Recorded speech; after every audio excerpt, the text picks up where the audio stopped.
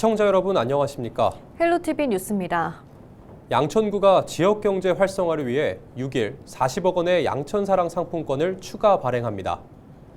양천사랑 상품권은 서울 페이플러스 앱에서 5% 할인된 금액에 1인당 월 50만 원까지 구매할 수 있고 보유 한도는 최대 150만 원입니다. 상품권은 음식점과 약국, 시장 등 9,400여 곳의 가맹점에서 사용할 수 있고 상품권 금액의 60% 이상 사용하면 잔액을 환불받을 수 있습니다. 양천구는 이에 앞서 지난 1월 60억 원의 양천사랑 상품권을 발행한 바 있어 상반기 내 100억 원 규모의 양천사랑 상품권이 지역에 풀릴 것으로 전망됩니다.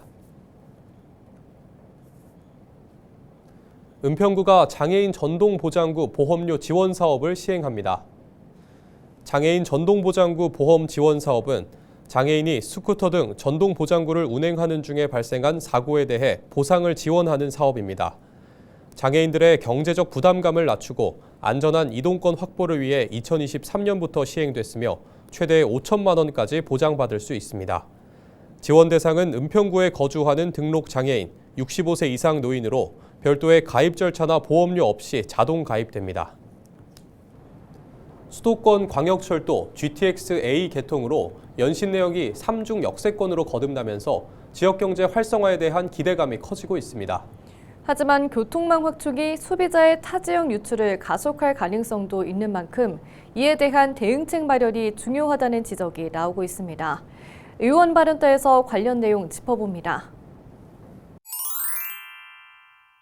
GTX-A 개통으로 연신 내역이 3중 역세권으로 서울 도심과의 접근성이 획기적으로 개선되었습니다.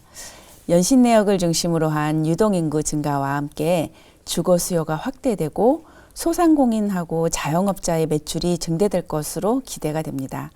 특히 현재 조성 중인 물빛공원이 이러한 변화에 긍정적인 역할을 할 것으로 전망이 됩니다.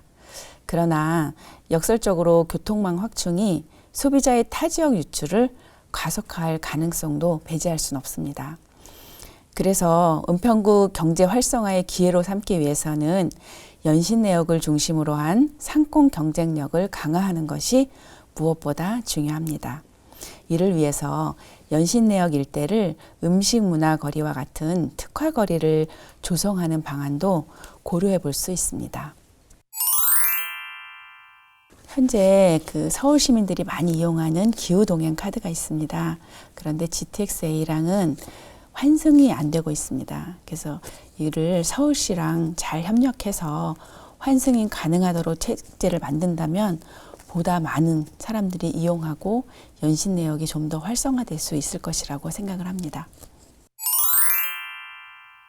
현재 연신 내역 상권은 적치물과 집기류로 혼잡한 상태입니다. 그리고 점포별 진열 방식도 제각각입니다. 특히 거리 가게와 일반 점포들이 무분별하게 진열대를 확장하면서 보행 공간을 침해하고 도시 미관을 해치는 문제가 지속적으로 발생하고 있습니다. 이러한 환경은 주민과 방문객의 불편을 초래할 뿐만 아니라 연신 내역 상권 이미지에도 부정적인 영향을 미치고 있습니다. 이를 해결하기 위해서는 체계적인 환경 정비와 지속적인 관리 감독 체계를 구축하는 것이 필요하다고 생각을 합니다. 또한 점포별 진열 방식을 통일하기 위해서는 표준화된 매뉴얼을 마련해서 상인들에게 제공하고 이를 적극적으로 홍보하고 안내할 필요도 있다고 생각을 합니다. 온누리 상품권은 주로 전통시장이나 지역 상권에서 사용할 수 있도록 제한되어 있어서 지역 경제 활성화에 긍정적인 영향을 주고 있습니다. 그렇지만 지금 현재 은평에서는 가맹점 수가 좀 부족한 상황입니다. 그래서 골목형 상점가를 지정을 확대해서 행정적 지원이 필요합니다. 지난해 가맹업종 기준이 좀 완화되면서 학원이나 병원 등도 사용이 가능해졌습니다. 즉, 관에서 적극적으로 안내하고 골목형 상점가 지정 절차를 돕는 맞춤형 컨설팅을 제공할 필요가 있다고 생각을 합니다. 또한 온누리 상품권 사용 캠페인과 전통시장이나 지역 행사를 연계해서 주민들과 자유롭게 소통을 하면서 이용하도록 유도한다면 지역 경제에도 활력을 불어넣을 수 있을 것이라고 생각합니다. 지역 문화적 활력을 높이면서 소비를 촉진할 수 있는 방안이 필요합니다. 예를 들면 은평의 홍보대사로 활동하고 있는 아이키가 은평구 연신내 골목에서 보여주는 댄스 영상이 많은 조회수를 기록하고 있습니다. 그래서 댄스 스트리트 조성이나 버스킹 공연을 통해서 젊은 층이 자연스럽게 모이는 공간을 마련하고 푸드나 비어 마켓 같은 행사를 열어서 야시장이나 작은 축제, 문화 행사 등을 유치해서 지역 상권 활성화를 할 수 있는 방법이 있습니다. 그리고 장기적으로는 은평구의 자연과 역사적인 그 자원을 연계해서 체류형 관광 산업을 육성하는 것이 중요하다고 생각을 합니다. 한옥스테이나 템플스테이를 보편화해서 숙박형 관광을 확대하고 방문객이 단순하게 단일치기 관광이 아니라 은평에 오랜 시간 머물면서 소비할 수 있도록 유도해야 됩니다. 이러한 정책이 추진된다면 은평구는 자연과 문화, 관광의 조화를 이루는 지역으로 자리 잡고 지속 가능한 지역 경제 활성화 모델을 구축할 수 있을 것입니다. 저희가 이번에도 또 연구 모임을 하게 됐어요. 그래서 은평구 의회 발전 방향을 모색하는 연구 모임인데 저희가 지금까지 해왔던 의정 활동에 대해서 되돌아보는 시간도 되고 그다음에 앞으로 이제 10대에 들어오실 의원님들을 위해서 의정 활동을 어떻게 해나가야 될지 그거를 연구하는 모임이에요. 그래서 그 활동을 열심히 하고요. 그다음에 이제 결산검사위원으로 선정이 되어서 24년도 썼던 결산을 꼼꼼히 살펴서 앞으로의 그 25년도 예산 쓰임에 있어서 좀 더 잘 살펴볼 수 있을 것 같습니다.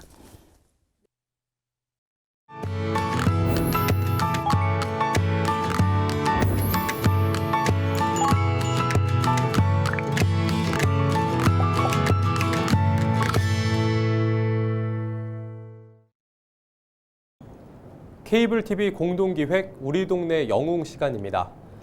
경기도 부천에는 주민 한 사람 한 사람의 정성이 모여 따뜻한 기부 문화가 꽃피고 있습니다. 올해로 출범 14년째를 맞는 부천 희망재단이 지역 기부의 마중물이자 소통 창구 역할을 하고 있는데요. 부천의 기부천사로 불리는 정인조 명예이사장의 든든한 버팀목 아래 오랜 시간 지역사회 어려운 이웃들에게 운정을 나누고 있습니다.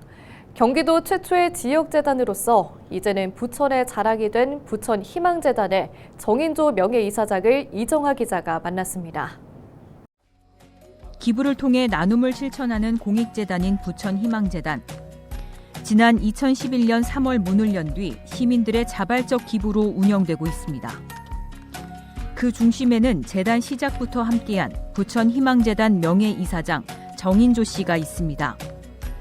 정 씨는 젊은 시절 터를 잡은 부천에서 나눔에 처음 눈을 떴다고 말합니다.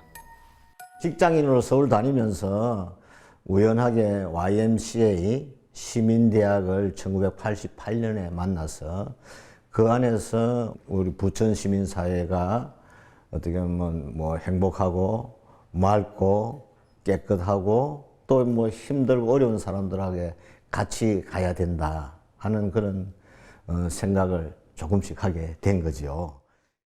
정 씨는 지난 2017년 경기 사회복지공동모금회에 1억 원을 약정 기부하며 부천의 8번째 아너소사이어티 회원이 됐습니다.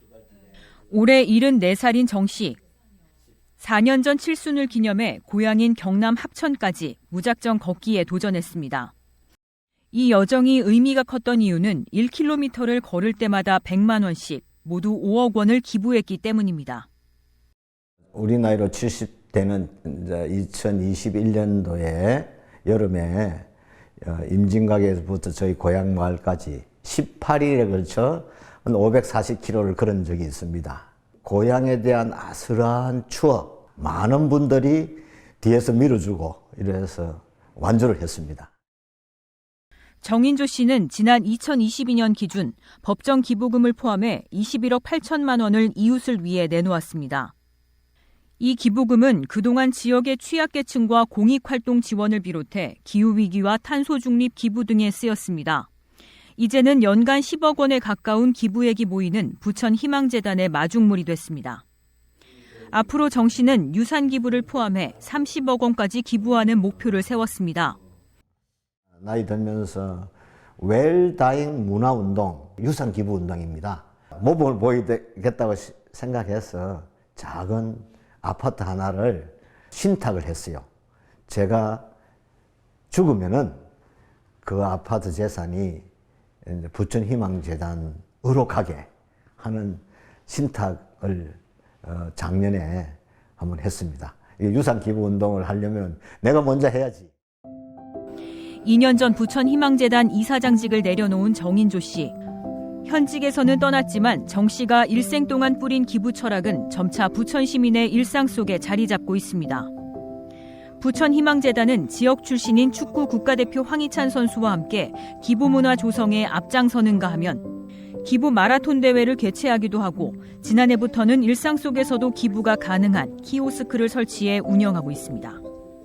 기부 문화는 좀 트렌드가 바뀌고 있다고도 좀 봐야 됩니다. 내가 기부하고 싶을 때 소액이라도 바로 결제할 수 있는 문화를 지금 만들어 가고 있습니다. 투명성을 바탕으로 해서 좀 더 부천에 든든한 그런 재단으로서 계속 오래 될 수 있도록. 정인조 명예이사장의 남은 소망은 하나입니다.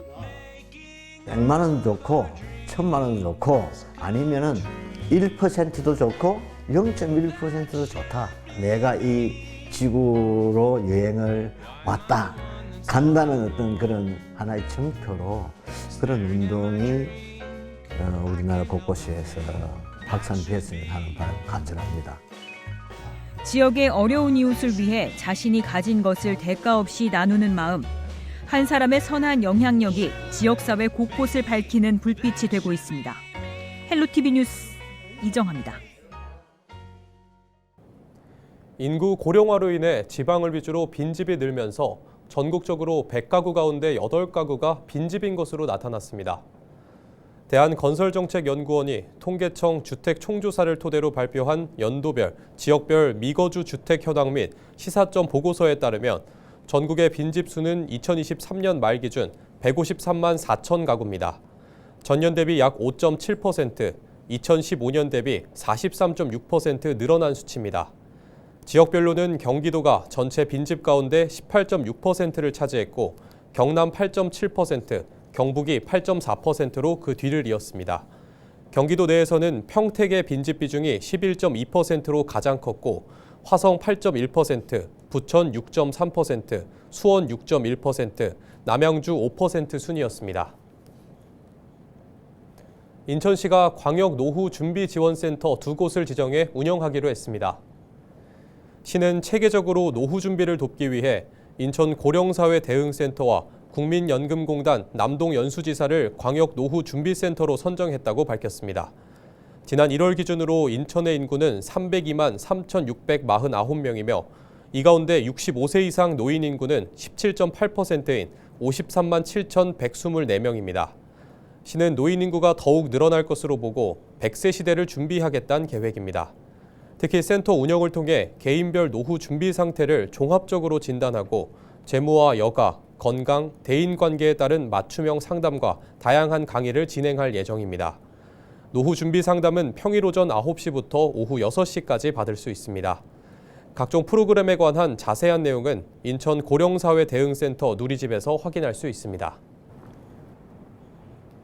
서울시가 경기 침체와 소비 위축으로 어려움을 겪고 있는 소상공인과 골목 상권을 지원하기 위해 745억 원 규모의 서울사랑 상품권을 추가 발행합니다. 서울사랑 상품권은 서울페이 앱에서 5% 할인된 가격으로 1인당 월 30만 원까지 구매할 수 있고 보유 한도는 100만 원입니다. 이상으로 뉴스를 마칩니다. 시청해주신 여러분 고맙습니다.